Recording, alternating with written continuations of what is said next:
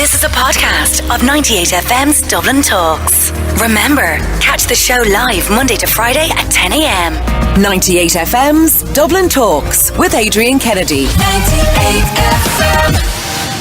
A new campaign using the slogan "Drink is a Drug" has been launched in Ireland and is attempting to urge parents not to turn a blind eye to consumption of alcohol by teenagers. The campaign is basically saying that parents should speak about alcohol with their kids and try and delay the age at which they start drinking. Now, I know many parents do or have allowed their 16-year-olds to have a drink. I did it myself. Does that make me a bad parent? Does that make that person a bad parent? Maybe you think that maybe you're a parent who will not allow your young person to drink until they're 18. End of story. Call me right now on 6797 981. Patrick, you're on Dublin's 98FM. How are you, Patrick? I'm very well, Adrian. How are you? Patrick, you believe that parents should not allow teenagers to drink at home, full stop? Well, look, Adrian, yes, I do, because I won't attribute it all to antisocial behaviour, but I'm sure an awful lot of the drink after they've had a few scoops and then they go out with their pals, have another few, and that's when all the anti-social stuff starts, you know? Okay, not always, though. Not always. No, that's a valid point, but what I'm saying is, you know, physically, mentally, Adrian, are they ready for what alcohol does, how it changes a person? You know what I mean? If parents are allowing their young people, their 15, 16, 17-year-olds, to drink alcohol at home in a controlled environment, where is the harm in that? When at least, I mean, one of the arguments is they're going to do it anyway. Is it not better that they do it at home with mommy and daddy? And I'm not talking about getting pissed. I'm talking about having a couple of beers or a couple of whatever they're drinking. Is it not better that it is controlled by the parents rather than not? Yes, there is two sides to the argument. Yeah, if you have responsible parents who are responsible enough to monitor what their child is taking in, fine. But unfortunately, you know, there's two sides to the coin. The parents out there say, there's one, have another one, you know? Like the responsible parents, yes, but there's other parents out there who particularly don't give a crap, you know? Mm. Okay, so as regards controlled drinking in the home, you can understand why some parents might do that. Yes, I can, yeah.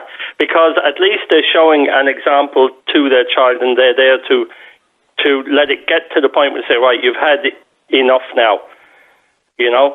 It's something is similar to me. When I was young, Adrian, I wanted to smoke. I think I was around maybe 12, yes. 13. And my dad got a packet of fags. I did a packet of fags. I finished one. He gave me another one. I finished one. I got another one. And I got sick. I threw up. One of my friends' dads actually did that to him as well when he was a young fella. And he never smoked another day after that. No, I never touched him again. Yeah. You know?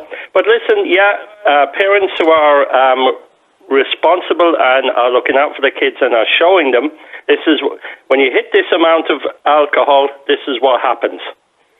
Yes, but parents who are just willy-nilly, drink whatever you want, go out and get yourself a six-pack, and no. Okay, but stay there for 1 second. 6797 981 is our telephone number. Are you a parent who allows your young person to drink in the home in a supervised manner? You know, at a birthday party or whatever the case may be. Call me right now on 6797 981 because this report is urging parents not to do it. Now, the argument in favour of doing it is it makes alcohol no longer a forbidden fruit. That they don't have to go into a field to drink it because, sure, they can do it at home. So it takes away that dangerous element of binge drinking in fields and all of that. Because if you're allowed to have a couple of drinks at home, why would you bother going to a field? Noel, you're on Dublin's 98FM. Hi, Noel. Hello. Yes, Noel, how are you? Yeah, I'm a recovering alcoholic. You know, I went through all, you know, my dad was an alcoholic. He died of cirrhosis. I watched him dying, and I know alcohol is a disease, and it is a drug. It's one of the biggest drugs out there, because it's so freely accessed. You know, you can go down and spend a fiver in the pub, you know, for a pint, or you can go down and get 4 cans for your fiver. That's why everyone's drinking at home now. It's cheaper. But alcohol is the biggest drug going, because it's actually legal. You know? And the teenagers, they're getting just out of order nowadays. No. Okay, but with alcohol in them. And I agree with you, but one of the points I said a moment ago, Noel, is you know, this drinking in fields and drinking in an uncontrolled manner and drinking flagons of cider and all of that with no adult supervision is what's causing that problem. Would you not agree? Yeah. But I actually think it's going to get worse. You know? Like, I've been fighting alcohol for 20, 30 years. You know, and I'm actually in the program now trying to beat it again. You know? And it's one of the worst things that you can stop, you know, to try and stop doing, is drinking. You know, and all the teenagers seem to be, you know, drinking and running amok. I know that, but I think they're the ones that aren't allowed to drink at home, that go and do it anyway, go and drink in fields and cause bloody mayhem. Yeah, but that's the thing. If you try and stop them doing it, they're going to do it behind your back anyway. But is that not an argument in favour of parents allowing their 15 and 16-year-olds to have a couple of drinks in the house? So it's no longer a forbidden fruit. No, I don't think you should allow your kids, you know, to have a drink in the house. You don't? I think you should teach them about alcohol, you know, what alcohol does to you, you know, and where it leads you to. No, it's like, you know, before intervention. But you said your father was an alcoholic, Noel. You obviously saw the effects of alcohol on him when you were younger. I did, yeah. I watched him dying. Right. But you went and became an alcoholic yourself. I did, yeah. The point I'm trying to make is... And I lost my own family because of me drinking. My kids don't even talk to me because of me when I'm drinking. If I'm sober, they'll talk to me. Right. If I'm drunk or have a drink on me, they won't talk to me. That's fair enough, I suppose. I've lost my whole family because of But no, the point that I'm trying to make is that despite the direct impact on your life from your father... you know, you were talking about education and teaching young people to be responsible and all that. It didn't do that to you, because the argument is they're going to do it anyway. We should learn how to control it. Yeah. So therefore... I agree with you there. A young person who has a couple of drinks with mammy and daddy in the house is less likely to want to go and sit in the field and get wrecked drunk. Yeah. So you do kind of agree with it. No, I get it.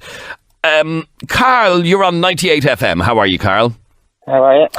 Now, this is interesting, actually. Your parents didn't condone alcohol at all when you were younger, so you ended up doing exactly what I'm talking about, doing it in fields or whatever, drinking on the sly, basically. Yeah, well, they drank themselves, but my dad's a heavy drinker now. I think he probably off the wall where it was hidden, but didn't condone drinking. Oh, sorry, Carl, we're losing you there. Say that again, please. Sorry. I said they didn't condone me drinking when I was younger, but as a result, me and my friends, we didn't go out and get flagons or bottles of bud or whatever. We went out and got bottles of aftershock, bottles of vodka, fucked ourselves up beyond all recognition, and as a result... And that was because... I'm sorry, forgive for the language. That is because your parents were so strict about you drinking alcohol. I think all of our parents were strict. They definitely wouldn't allow us to have a drink in the house, a couple of bottles here or there. So we were drinking in fields, we were drinking to get as drunk as possible. We hadn't got money to go buying 20 bottles of bud or whatever, so we'd pool together, we'd get a bottle of vodka, stuff like that. And that continued on. I still don't have a great relationship with alcohol now. And what age are you now, Carl? I'm 31 now. You're 31. I'm actually at the bottle bank getting rid of about 80 bottles that I've drank over the last 5 weeks. Oh my God. That's just at home. Oh, right, okay. That's not a good relationship with alcohol, all right. But do you blame... I won't say do you blame your parents for your own drinking, but do you think that their attitude, their strict attitude towards alcohol was what made you drink irresponsibly? I think it's what... I started drinking irresponsibly out on the streets, and it's definitely led to my irresponsible attitude now. It's something I've never had control over. So no, I know this is like crying over spilled milk, but had your parents allowed you to have one or two at home, you probably wouldn't have been arsed going into a field to drink, would you? 100%, yeah, absolutely. And I see now one of my friends, he has a 15, 16-year-old lad now. He allows him to have maybe 2 or 3 bottles on the weekend with him. And that's the right way to do it. Then alcohol isn't this big thing where you're going out and you think you're mad and you're getting drunk and you're out with the young ones or the lads. Like, you're having a responsible drink, and you know, it's the right way to do it, I think. They do it all over Europe, a glass of wine with your dinner, and they don't have the problems we have in this country. No, I agree. I totally agree. Peter, you're on 98FM. How are you, Peter? How's it going, Agent? Peter, you can't believe that people are defending parents allowing their teenagers to drink. I just can't get over the hypocrisy, because I seen the billboard the other day, and when I got home I said it to the missus about the drink is a drug. If that's the case, make it illegal, because all the reasons that they use to keep cannabis illegal, or the kids to get their hands on it, this and that and this and that, change the word cannabis to alcohol, so make it illegal. Do you know what I mean?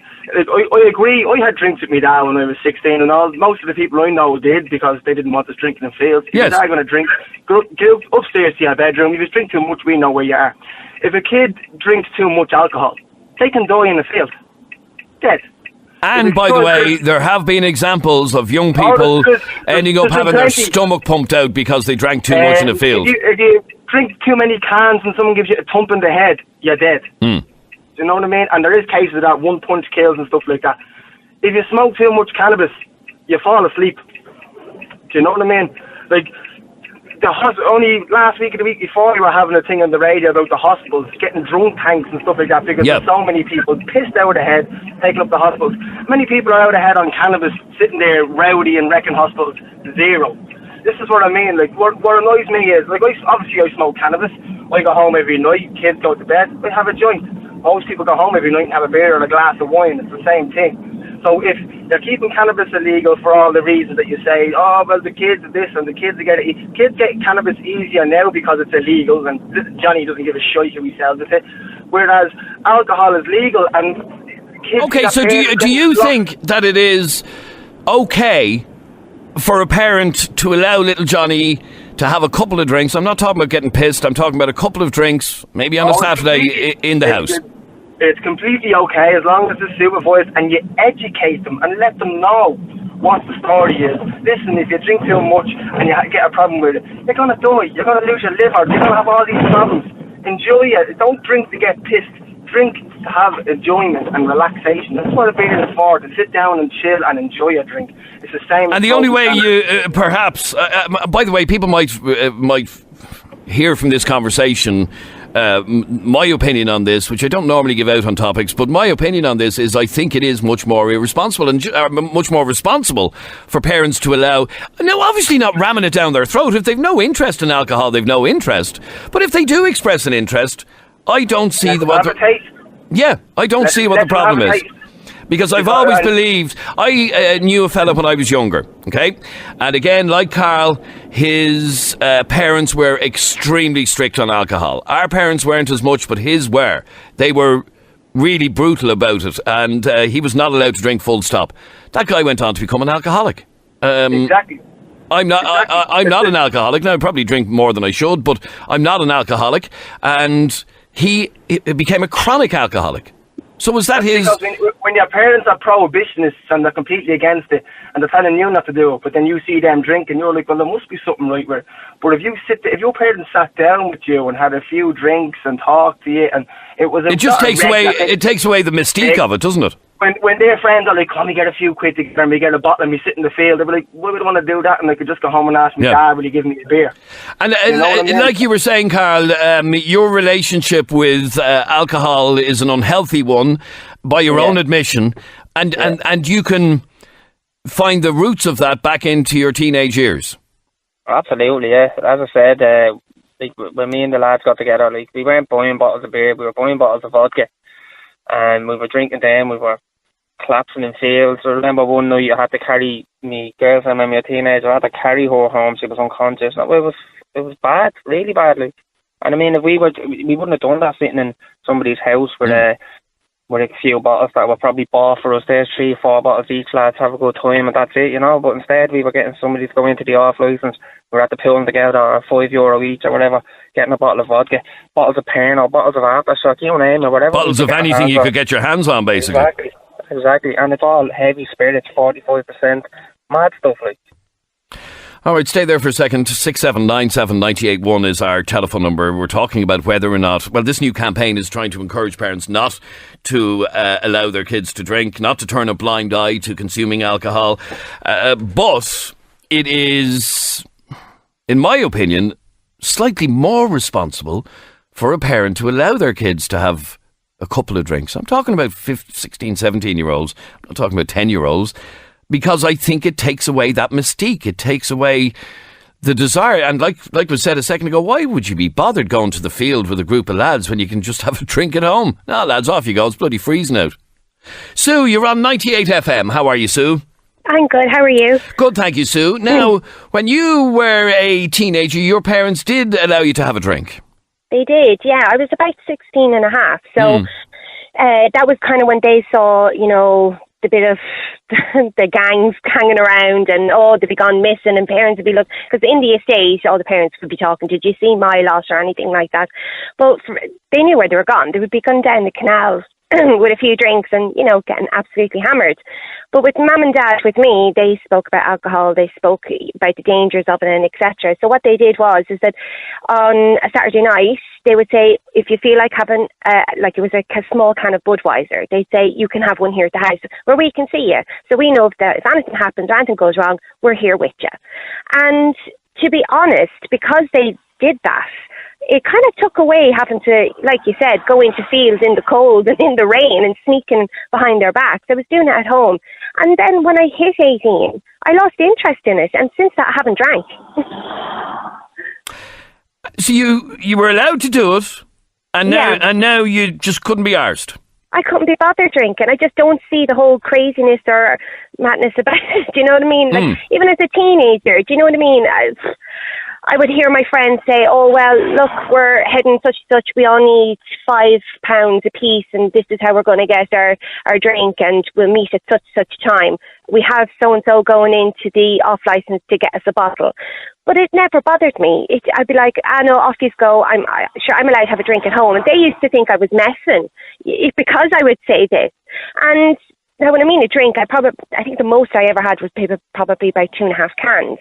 But then as soon as I reached 18 and I was allowed to have a drink and nobody could actually stop me having a drink, I just thought... You weren't bothered anymore? I wasn't bothered anymore, to be honest, you know, and even now, like, And sorry, would friends of yours at that same time have had parents that were very strict about alcohol? Oh my God, yeah, there'd be some of them there that, you know, they'd be really sneaking behind their parents' back. And I kind of thought it was sad in a way, because like I had a great relationship with mum and dad growing up. Do you know, that kind of a way? But with them, it was kind of constantly, you know, going behind their back, or they'd say, yeah, I'm in such a house, when really they're up the canal, and like anything could happen to them. Do you know, when I think back, and I think that's why I would go on the same path my mum and dad did, and that's, you know, my son is 14 now, and I think I would go down the same route, because it hasn't done me any harm. I think that's the best. I'm very minded by the contrast between what you've described to me and Carl, who's on the other line here, and your polar opposites, because of the way your parents treated alcohol. And Carl, listening to Sue's story, she was let have a couple of drinks, and now she can take it or leave it. I don't know. I'd love that now. That's what I was about to say. I bet you wish that were you. Well, yeah, well, see, like, I'll tell you, even last night, I made it to about 5 to 10, and then I said, Then I said, look, I'm going to go get a couple of bottles, and then I had 8 bottles last night, and I'm probably going to do that again tonight. I mean, 8 bottles isn't much, but it is if you're doing it a lot, you know. Yeah, I mean, like I said, to hear the two of you with completely different stories to tell, your story, Sue, would highlight how it is a very responsible thing for parents to, in a controlled way, take the mystique out of alcohol. Yeah, most definitely. Like, mum and dad weren't, you know, they spoke, you know, about drink and drugs and everything. They were very open about stuff, and I think that's what worked for me. And like Scott, my son now, he's 14, and we're very open about stuff and stuff like that. And I feel that we have a very good relationship. And I have most parents going, Jeannie, Mac, if that was my young lad, I wouldn't see him for hours and I'd be searching the streets for him. Like, he's constantly checking in. I think it's down really to the way the parents are with the children, I think. From my own experience, like mum and dad were very open about it. They were very, into, you can have a drink here at home, but you need to know, like, if you did go behind our back and did it, like, these are the dangers. This is what could happen to you, And I know it sounds cool going with your friends and etc., but like, look at the when you don't need to, you wouldn't be bothered. And in Carl's case, he did need to, and he ended up drinking stuff that a young person shouldn't be drinking, straight vodka and all sorts. Isn't that right, Carl? Wow. That's it, yeah. Absolutely. Yep. All right, great to talk to both of you, and thanks very much indeed for your calls. Obviously, as a parent, this is your decision to make as to whether or not you allow your young people to have a couple of drinks. This campaign is warning you that drink is a drug and should be treated and considered as dangerous or as harmful as any other type of drug, which, let's be honest, it is. But wouldn't you much rather your young person turn out like that lady who couldn't be bothered with drink, couldn't take it or leave it? Or would you prefer your young person to be like Carl, who by his own admission has a very unhealthy relationship with alcohol, all because he ended up drinking in fields when he was younger because he wasn't allowed to do it at home? This is a podcast of 98FM's Dublin Talks. Remember, catch the show live Monday to Friday at 10 a.m. 98FM's Dublin Talks with Adrian Kennedy. 98FM.